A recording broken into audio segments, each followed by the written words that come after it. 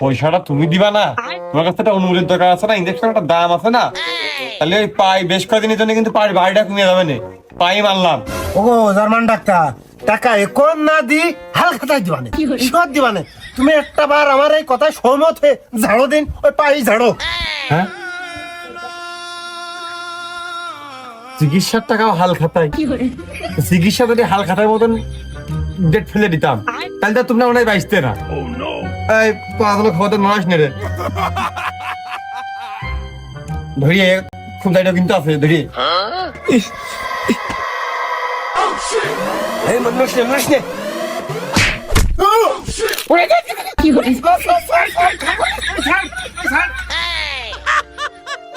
আরেকটা চাপিয়ে মারো।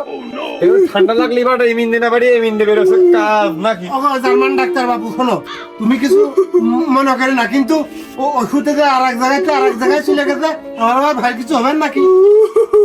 হ্যাঁ বাপু, তুমি ইনজেকশন দেখলে আমার নাক ডাকবার দেখলে না, ওই সুই ভিতরে ঢুকেছ মানে কাজ হবে যে মিন্ডে যাক।